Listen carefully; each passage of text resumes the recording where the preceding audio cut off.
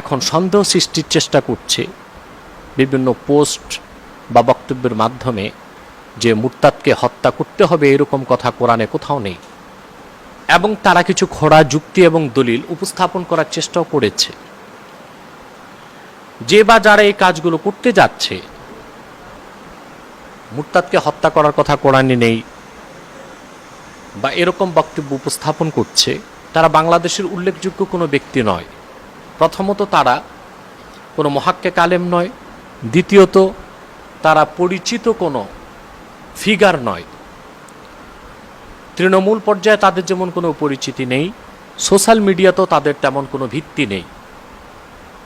তারপরও বিষয়টির দিকে আমরা দৃষ্টিপাত করেছি এই জন্যে যে ঈমান ও ইসলামের কোনো বুনিয়াদি মৌলিক বিষয়ে যদি কেউ সন্দেহ সৃষ্টির চেষ্টা করে থাকে, সেই ব্যক্তি অখ্যাত হতে পারে, ছোট হতে পারে, কিন্তু তার পিছনে রয়েছে অমুসলিম চক্রের মদদ এবং সহযোগিতা। সেই জন্য বিষয়টিকে আমরা খাটো করে দেখিনি। আজকে আমরা যে বিষয়টি আমরা আলোকপাত করব তা হচ্ছে, যারা মুরতাদের পক্ষ নিয়েছে, ন্যাকসুরতের ভ্যাগধারী কিছু মৌলবী, কিছু বুদ্ধিজীবী, তাদের কিছু প্রশ্নের জবাব সুয়ালে মুকদ্দার হিসেবে আমরা দিব। আল্লাহ রাব্বুল আলামিন কোরআন করিম সূরা নিসা ৬৫ নম্বর আয়াতের মধ্যে ইরশাদ করেছেন, ফালা ওয়া রাব্বিকা লা ইউমিনুনা হাত্তা ইউহাক্কিমুকা ফীমা শাজারা বাইনাহুম থুম্মা লা ইয়াজিদু ফি আনফুসিহিম হারাজাম মিম্মা কাদাইতা ওয়া ইউসাল্লিমু তাসলিমা। আল্লাহ পাক বলেন, মুহাম্মদ সাল্লাল্লাহু আলাইহি সাল্লাম, আপনার রব আল্লাহ তাআলার কসম, ততক্ষণ পর্যন্ত তারা মুমিন হবে না যতক্ষণ পর্যন্ত না তারা তাদের মধ্যে সৃষ্ট বিরোধ নিরসনের ক্ষেত্রে আপনি মুহাম্মদ সাল্লাল্লাহু আলাইহি সাল্লামের ফয়সালাকে, সিদ্ধান্তকে গ্রহণ করবে না। থুম্মা লা ইয়াজিদু ফি আনফুসিহিম হারাজাম মিম্মা কাদাইতা ওয়া ইউসাল্লিমু তাসলিমা, এবং আপনি যে সিদ্ধান্ত দিবেন তা গ্রহণের ক্ষেত্রে তাদের মনে কোনো খুঁত থাকতে পারবে না, কোনো অসন্তুষ্টি থাকতে পারবে না। সন্তুষ্ট চিত্তে যতক্ষণ পর্যন্ত তারা তাদের নিজেদের মধ্যে সৃষ্ট বিরোধের ক্ষেত্রে আপনি মুহাম্মদ সাল্লাল্লাহু আলাইহি ওয়াসাল্লামের ফয়সালা বা সিদ্ধান্ত গ্রহণ করবে না, আমি আল্লাহ কসম করে বলছি তারা মুমিন মুসলমান হতে পারে না। এই আয়াত স্পষ্ট হয়ে গেল যে ব্যক্তি আল্লাহ রাসূল মুহাম্মদ সাল্লাল্লাহু আলাইহি ওয়াসাল্লামের শানে বেয়াদবির প্রয়োজন নাই, শুধুমাত্র নূর নবী মুহাম্মদ সাল্লাল্লাহু আলাইহি সাল্লাম দ্বীনের ক্ষেত্রে যে সিদ্ধান্ত দিয়েছেন তার ক্ষুদ্রাতি ক্ষুদ্র একটি বিষয়কে সন্তুষ্টি চিত্তে মেনে নিবে না, সে ব্যক্তি আল্লাহর ফতোয়া অনুযায়ী কাফের। আর এই রকম কাফের কুফর যদি কোনো মুসলমানের ক্ষেত্রে ঘটে, তখন সে আর মুসলমান থাকে না, সে মুরতাদ হয়ে যায়। এবং সে মুরতাদের শাস্তি কি, তাও কোরআনের আয়াত এবং সহিহ হাদিসের মাধ্যমে প্রমাণিত। আমরা এই ক্ষেত্রে এই আয়াতের ব্যাখ্যায় নির্ভরযোগ্য তাফসীর থেকে একটি রওয়ায়াত শোনাচ্ছি। সূরা নিসার ৬৫ নম্বর আয়াত, এই আয়াতের ব্যাখ্যায় সকলেই রওয়ায়াতগুলোকে উল্লেখ করেছেন। ক্বালা ইবনু দুহাইম হাদাসানা আবুল আসওয়াদ হাদাসানা ইবনু লাহিয়া আন আবিল আসওয়াদ আন উরওয়া ইবনে যুবাইর ক্বালা ইখতাসামা ইলা রাসূলিল্লাহি সাল্লাল্লাহু আলাইহি ওয়াসাল্লাম রাজুলান ফাকাদা লিআহাদিহিমা ফাকালা আল্লাযী কাদা আলাইহি রুদ্দানা ইলা উমারা فقال رسول الله صلى الله عليه وسلم نعم انطلقوا إلى عمر فانطلقا فلما أتيا عمر قال الذي قضي له يا ابن الخطاب إن رسول الله صلى الله عليه وسلم قضى لي وإن هذا قال ردنا إلى عمر فردنا إليك رسول الله صلى الله عليه وسلم فقال عمر أكذلك للذي قضي عليه قال نعم فقال عمر رضي الله تعالى عنه مكانك حتى أخرج فأقضي بينكما فخرج مشتملا على سيفه فضرب الذي قال ردنا إلى عمر فقتله وأدبر الآخر إلى رسول الله صلى الله عليه وسلم فقال يا رسول الله صلى الله عليه وسلم قتل عمر صاحبي ولولا ما عاجزته لقتلني فقال رسول الله صلى الله عليه وسلم ما كنت أظن أن عمر يجترئ على قتل مؤمن فأنزل الله تعالى فلا وربك لا يؤمنون حتى يحكموك فيما شجر بينهم فبرأ الله عمر من قتله মুরতাদের শাস্তি, মুরতাদ হচ্ছে কাফের, আর মুরতাদের শাস্তি হত্যা, এবং মুরতাদকে হত্যা করার ক্ষেত্রে একজন ব্যক্তি যথেষ্ট, এবং মুরতাদকে হত্যা করার ক্ষেত্রে মুরতাদের সুস্পষ্ট প্রমাণিত হলে তা আদালতে নেবার প্রয়োজনও হতে না পারে। তার সুস্পষ্ট ব্যাখ্যা এখানে উঠে এসেছে। যে রাওয়ায়াতটি আমি শোনালাম তাফসীরের নির্ভরযোগ্য কিতাবগুলোতে আছে। দুররে মানসুর দ্বিতীয় খণ্ড 322 পৃষ্ঠা, ইবনু কাসির প্রথম খণ্ড 533 পৃষ্ঠা, ইমাম শাওকানি ফাথুল কাদির প্রথম খণ্ড 484 পৃষ্ঠা, এবং মেশকাতে সরা মেরকাত হাদিসের বিভিন্ন সরা এবং কোরআনের এই আয়াতের তাফসীরে এই ঘটনাটা এসেছে অসংখ্য তুরুক, অসংখ্য সনদে, অসংখ্য রাওয়ায়াতে। দীর্ঘ একটি হাদিস আমি শোনালাম আয়াতের পক্ষে ব্যাখ্যা হিসেবে। দেখা যাচ্ছে যে দুইজন ব্যক্তি আল্লাহ রাসূল সাল্লাল্লাহু আলাইহি ওয়াসাল্লামের কাছে বিচার নিয়ে আসলেন। আল্লাহ রাসূল সাল্লাল্লাহু আলাইহি ওয়াসাল্লাম যখন বিচার করলেন, একজন ব্যক্তি সন্তুষ্ট হলেন না। সে ব্যক্তি বলেন, ইয়া রাসূলুল্লাহ সাল্লাল্লাহু আলাইহি ওয়াসাল্লাম, দ্বিতীয় বিচারের জন্য আমাদেরকে ওমরের কাছে পাঠান। আল্লাহ রাসূল সাল্লাল্লাহু আলাইহি ওয়াসাল্লাম বলেন, ঠিক আছে, ওমরের কাছে যাও।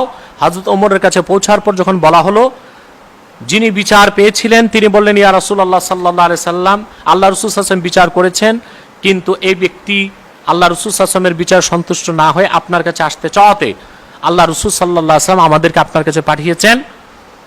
হযরত ওমর রাদিয়াল্লাহু তাআলা আনহু বলেন, কথা ঠিক। যে ব্যক্তি আল্লাহ রাসূলের বিচারে সন্তুষ্ট হয়নি সে বলল, হ্যাঁ, বিষয়টি এরকমই। তখন হযরত ওমর বললেন, তুমি তোমার স্থানে দাঁড়িয়ে থাকো, আমি সুষ্ঠু বিচার করে দিচ্ছি। তিনি ভিতরে গেলেন এবং তরবারি নিয়ে আসলেন। অতঃপর তাৎক্ষণিক সেই মুসলিম নামধারী লোকটির গর্দানকে হযরত ওমর রাদিয়াল্লাহু তাআলা আনহু কেটে দিলেন। হযরত ওমর রাদিয়াল্লাহু তাআলা আনহু সেই ব্যক্তিকে তওবার কথা বলেননি যে তুমি তওবা করো। শুধু তাই নয়, হযরত ওমর রাদিয়াল্লাহু তাআলা আনহু সেই মুরতাদ ব্যক্তিকে আল্লাহ রাসূলের কাছে নিয়ে যাননি, বরং তিনি নিজ সিদ্ধান্তে মুরতাদকে হত্যা করেছেন। দ্বিতীয় লোকটি দৌড়িয়ে আল্লাহ রাসূল সাল্লাল্লাহু আলাইহি ওয়াসাল্লামের কাছে আসলেন এবং বললেন, ইয়া রাসূলুল্লাহ সাল্লাল্লাহু আলাইহি ওয়াসাল্লাম, বিচারের জন্য হযরত ওমরের কাছে যে গেলাম, যে ব্যক্তি আপনার বিচারে সন্তুষ্ট হয়নি তাকে হযরত ওমর ইতিমধ্যে হত্যা করে ফেলেছেন, এবং আমি যদি পালিয়ে না আসতাম আমাকে হত্যা করে ফেলত। আল্লাহ রাসূল তখন বলেন, মা কুনতু আযুন্নু আন্না উমারা ইয়াশতারি আলা কাতলি মুমিন, আমি চিন্তাও করি নাই যে হযরত ওমর কোনো মুমিনকে হত্যা করতে পারে, কোনো মুমিনকে হত্যা করার দুঃসাহস দেখাতে পারে। ফাআনজালাল্লাহু তাআলা ফালা ওয়া রাব্বিকা লা ইউমিনুন হাত্তা ইউহাক্কিমুকা ফীমা শাজারা বাইনাহুম ফাবাররা আল্লাহু উমারা মিন কাতলিহি। আল্লাহ পাক তাৎক্ষণিক আয়াত নাজিল করে তার রাসূল সাল্লাল্লাহু আলাইহি ওয়াসাল্লামকে জানিয়ে দিলেন যে ওমর কোন মুসলমানকে হত্যা করে নাই। যে অধম আপনি মুহাম্মদ সাল্লাল্লাহু আলাইহি সাল্লামের সিদ্ধান্তে সন্তুষ্টি প্রকাশ করে নাই সে কাফের, আর ওমর কাফেরকে হত্যা করেছে। যেহেতু লোকটি মুসলিম ছিল, হযরত ওমর হত্যা করেছেন নিশ্চয়ই মুরতাদ হওয়ার পর। তাহলে কোরআন কারীমের সুস্পষ্ট আয়াত এবং তাফসীরের নির্ভরযোগ্য বরাত থেকে স্পষ্ট হয়ে যায় যে মুরতাদের একমাত্র শাস্তি হচ্ছে হত্যা করা, এবং আমিরুল মুমিনিন হযরত ওমরের আমলের মাধ্যমে সাব্যস্ত হয় এই রকম মুরতাদ যার কথা বা কাজের দ্বারা তানকিসুর রাসূল হয়, আল্লাহ রাসূল সাল্লাল্লাহু আলাইহি ওয়াসাল্লামের সম্মান খাটো করা হয়, আল্লাহ রাসূল সাল্লাল্লাহু আলাইহি ওয়াসাল্লামের সম্মান মর্যাদার বিরুদ্ধে কারো বক্তব্য যদি হয়, কারো কথা যদি হয়, কারো কাজ যদি হয়, ওই রকম মুরতাদের কাছে ইস্তেতাবাত বা তওবার কোনো আবেদন করা হবে না, বরং তাকে হত্যা করা হবে। আমরা কোরআন কারীমের অসংখ্য আয়াত তুলে ধরলাম এবং পরিশেষে সূরা নিসার 65 নম্বর আয়াত উল্লেখ করলাম। তার থেকে যে সাবস্টেন্স বেরিয়ে আসে যে ইদাউল্লাহ ওয়া রাসূলিহি, মুশাক্কাতুল্লাহ ওয়া রাসূলিহি, মুহাদ্দাতুল্লাহ ওয়া রাসূলিহি। কেউ যদি আল্লাহ তার রাসূল সাল্লাল্লাহু আলাইহি ওয়াসাল্লামকে কষ্ট দেয়, কেউ যদি আল্লাহ তার রাসূল সাল্লাল্লাহু আলাইহি ওয়াসাল্লামের বিরোধিতা করে, কেউ যদি আল্লাহ তার রাসূলের সিদ্ধান্তের বিরুদ্ধে বিদ্রোহ করে, মুহাদ্দা এটা চরম বিরোধিতা, তাহলে তার শাস্তি হচ্ছে, সে যদি একক হয় তাহলে কাতাল, আর যদি গোষ্ঠী হয় কেতাল, যা স্পষ্ট কোরআন কারীমের আয়াতের মাধ্যমে সাব্যস্ত। এবার আমরা কোরআনের আয়াতের ব্যাখ্যার পক্ষে কিছু সহিহ হাদিস দেখাচ্ছি। সৌদি আরবের ছাপ, যেটা আমার হাতে দেখতে পাচ্ছেন, 1233 পৃষ্ঠায় ইমামে বুখারী একটা অধ্যায় স্থাপন করেছেন, কিতাবু ইস্তিতাবাতিল মুরতাদ্দিন ওয়াল মুআনিদিন ওয়া কিতালিহিম। একটা অধ্যায় ইমাম বুখারী নির্বাচন করেছেন। সহিহ বুখারীতে সৌদি আরবের ছাপ 1230 পৃষ্ঠায় যে মুরতাদদের তওবার আবেদন মুরতাদদের কাছে, মুরতাদ ও মুআনিদদের, এবং তাদেরকে হত্যার হুকুম সম্বলিত একটি অধ্যায় ইমাম বুখারী স্থাপন করেছেন সহিহ বুখারী 1230 পৃষ্ঠায়। এখানে ইমাম বুখারী এই অধ্যায় এবং যে বাব কায়েম করেছেন তার জামাতুল বাবকে সাব্যস্ত করার জন্য সহিহ কিছু হাদিস এখানে তিনি তুলে ধরেছেন। আমরা যা কয়েকটি রাওয়ায়াত তুলে ধরছি। 1231 পৃষ্ঠায় একটি হাদিস এসেছে, হাদ্দাসানা আবু নু'মান মুহাম্মদ ইবনুল ফাদল হাদ্দাসানা হাম্মাদ ইবনু যায়েদ আন আইয়ুব আন ইকরামা ক্বালা উতিয়া আলী রাদিয়াল্লাহু আনহু বিজানাদিকাতিন ফাআহরাকাহুম ফাবালাগা যালিকা ইবনে আব্বাস রাদিয়াল্লাহু তাআলা আনহুমা فقال لو كنت أنا لم أحرقهم لنحي رسول الله صلى الله عليه وسلم لا تعذب بعذاب الله ولقتلتهم لقول رسول الله صلى الله عليه وسلم من بدل دينه فاقتلوه। হযরত আলী রাদিয়াল্লাহু তাআলা আনহুর কাছে কিছু জানাদেকাকে আনা হলো। আমরা জিন্দিকের ব্যাখ্যা করেছি, জিন্দিক হচ্ছে ওই রকম কাফের যে সুস্পষ্ট কুফরিতে লিপ্ত এবং কাফের কিন্তু নিজকে মুসলিম পরিচয় দেয়, তাকে জিন্দিক বলা হয়। তা হাদিসের মধ্যে এসেছে উতিয়া আলী রাদিয়াল্লাহু আনহু বিজানাদিকাতিন ফাআহরাকাহুম, জিন্দিকদেরকে যখন হযরত আলীর কাছে আনা হলো তিনি জিন্দিকদেরকে হযরত আলী রাদিয়াল্লাহু তাআলা আনহু আগুনে জ্বালিয়ে হত্যা করলেন। কেন? মুরতাদ হিসেবে। ফাবালাগা যালিকা ইবনে আব্বাস, সে কথাটি হযরত ইবনে আব্বাসের কাছে যখন পৌঁছলো তিনি বললেন লাউ কুনতু আনা লাম উহরিকহুম, যদি আমি থাকতাম তাহলে আমি আগুনে জ্বালাতাম না।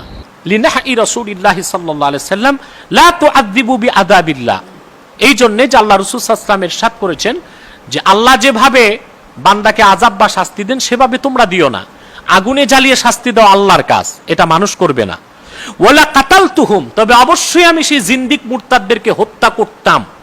লিকাউলি রাসূলিল্লাহি সাল্লাল্লাহু আলাইহি ওয়াসাল্লাম, আল্লাহ রাসূলের নির্দেশের কারণে। সেটা কি? মান বাদদালা দীনাহু ফাকতুলু, যে ব্যক্তি মুরতাদ হয়ে যাবে, দিন ছেড়ে দিবে, তাকে তোমরা হত্যা করো। এই আয়াতে স্পষ্ট সাব্যস্ত হলো হযরত আলী রাদিয়াল্লাহু তাআলা আনহু এবং হযরতে ইবনে আব্বাস রাদিয়াল্লাহু তাআলা আনহুর বক্তব্যের মাধ্যমে যে মুরতাদকে হত্যা করা হবে। যারা মুরতাদের পক্ষাবলম্বন করেছে সেই মৌলবীদের বক্তব্য হচ্ছে যে মুরতাদদেরকে শাস্তি দেবার ক্ষেত্রে নাকি সব হাদিস খাবরে ওয়াহেদ, উলুমে হাদিসেরও তো কোনো জ্ঞান তাদের নেই। হযরত আলী রাদিয়াল্লাহু তাআলা আনহু জিন্দিকদেরকে হত্যা করেছেন প্রকাশ্যে, এবং জিন্দিকদেরকে হযরত আলী হত্যা করেছেন সেই হাদিসগুলো কিছু হাদিস মুতাওয়াতিরের দরজা লাভ করেছে, কারণ যা অসংখ্য রিওয়ায়াত অসংখ্য রুআত বর্ণনা করেছেন, এবং এই সংক্রান্ত হাদিসগুলো মাশহুরের দরজা লাভ করেছে। প্রকাশ্যে একজন দুইজন নয়, অসংখ্য জিন্দিককে হযরত আলী আগুনে জ্বালিয়ে হত্যা করেছেন এবং অসংখ্য সাহাবীর উপস্থিতিতে। তাহলে মুরতাদ তার শাস্তি হত্যা। ইবনে আব্বাস রাদিয়াল্লাহু তাআলা আনহু সে কথা বললেন, হযরত আলী রাদিয়াল্লাহু তাআলা আনহু সে কাজটি করলেন, এবং হযরত আলী রাদিয়াল্লাহু তাআলা আনহু যখন কাজটি করেছেন, মুরতাদদেরকে হত্যা করেছেন, সকল সাহাবী তাকে সম্মতি দিয়েছেন। এটা ইজমায়ে সাহাবা হিসেবে সাব্যস্ত হয়ে যায় মুরতাদের শাস্তি হচ্ছে হত্যা। এবং অধিকাংশের মতে যে মুরতাদের কাছে তওবার সুযোগ দেওয়া হবে না। আর শাতিমুর রাসূল বা সাব্বুর রাসূল, আল্লাহ রাসূল সাল্লাল্লাহু আলাইহি ওয়াসাল্লামের শানে যে বেয়াদবি করবে, এইরকম কুখ্যাত মুরতাদ যে সবাই একমত যে লা ইউস্তাতাবু ওয়ালা তুকবালু তাওবাতুহু, তাকে তওবার সুযোগ দেওয়া হবে না।